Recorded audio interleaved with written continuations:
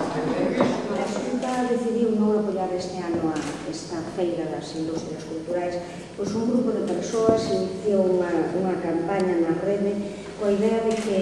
nun momento como este, con esa forza que ten a cultura galega, pero tamén nun momento de crise económica,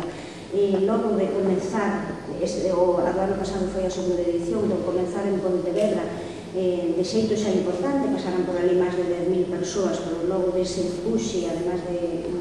por parte da Consellería de Cultura do Goberno de Madrid, se dixera que a Coruña ia ser a sede permanente, xa porque logo dese impulso para todo o que é a industria cultural, pois había un grupo de persoas ligadas á cultura de distintas maneiras que entendían que non podíamos deixar de facer esta feira, esta festa da cultura galega. Acompáñame hoxe aquí Tati Mancebo. Ela é poeta e é a impulsora desa plataforma que empeza a iniciarse un pouco, eu creo que de xeito reivindicativo e tamén con certa preocupación de todo o sector da cultura, porque queda separada, que era unha iniciativa que non nos parecía fundamental.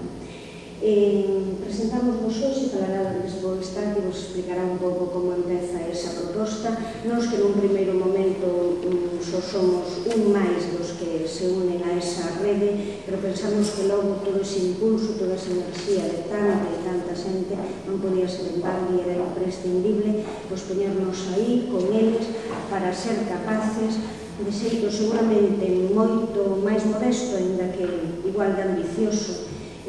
facer esa festa, esa feira da cultura galega. Bon día.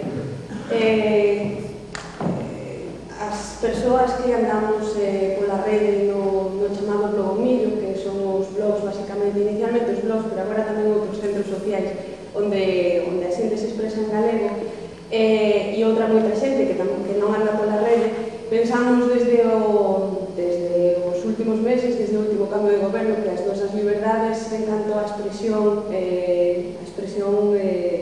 escrita, a expresión falada, a creación de cultura están recortadas e que debemos preocuparnos porque iso non siga adiante, porque todo o mundo fale galego-castelán, se exprese en galego-castelán, pois pode expresarse na rede onde queira, na lingua que queira, e se pensamos que Culturgal, o ano pasado co éxito de visitas que tivo, e non só éxito de visitas que ronda, creo que andaron polas 40.000, sino tamén por todas as relacións entre os profesionais de cultura, sexa da creación ou da industria, puderon darse lugar durante eses días, pois que era un evento, unha actividade tremendamente importante e que se debía manter, porque hai unha demanda que a reclama. Pensamos que este ano era importantísimo, tanto simbólicamente, por manter esa rede de contactos, de conexións e de contacto coa cidadanía, que non desaparecese a presenza do Culturgal. Por iso ofrecemos a nosa axuda á Consellería de Cultura do Concello da Coruña,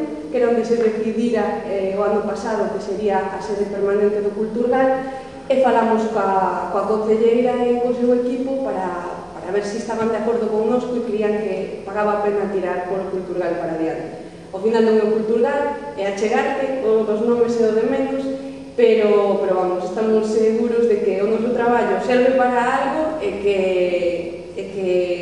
seguimos aí mantendo este espazo de comunicación e de actividade, de ocio, de negocio, que vai ser Achegarte este ano.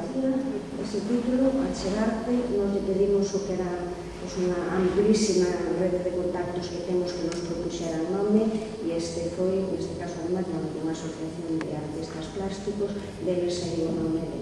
de Achegarte. A imaxe tamén está feita por xente que na rede se